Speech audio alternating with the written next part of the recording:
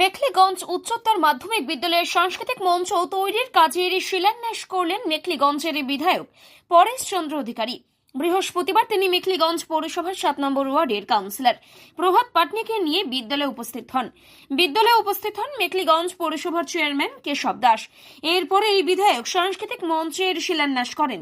সাংস্কৃতিক মঞ্চ তৈরির জন্য বিধায়ক এলাকা উন্নয়ন তহবিল থেকে প্রায় 5 লক্ষ টাকা বরাদ্দ করা হয়েছে।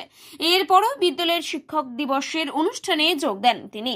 বিদ্যালয়ের ছাত্রছাত্রীদের তরফে বিধায়ক পরেশ চন্দ্র অধিকারী, চেয়ারম্যান কেশব দাস ও 7 নম্বর ওয়ার্ডের কাউন্সিলর প্রভাত পাটনিকে সম্মানিত করা হয়।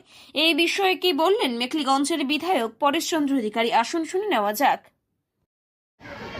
বিধায়ক এলাকা উন্নয়ন তহবিল থেকে এখানে যে আমাদের যে মুক্ত মঞ্চ ছিল সেই মুক্ত মঞ্চটার একটা শেড এবং এর সৌন্দর্যায়ন করার জন্য আজকে এখান থেকে বিধায়ক এলাকার উন্নয়ন প্রকল্পের টাকার থেকে এখানে অর্থ বরাদ্দ করা হয়েছে, সেটারই শুভ শিলান্যাস আজকে করা হবে।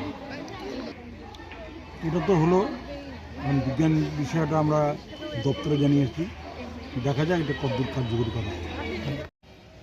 প্রথমেই বলি যে কচিকাচারা যারা এর আয়োজন করেছেন তাদের দৃষ্টিভঙ্গি অত্যন্ত ভালো।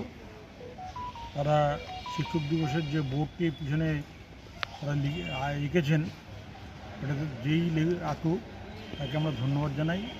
তার সৃজনশীল ক্ষমতা অত্যন্ত বেশি এবং এই অল্প সময়ের মধ্যে তারা যেটুকুই পারফরমেন্স করলেন আমাদের প্রত্যেকেরই দৃষ্টি আকর্ষণ করেছে।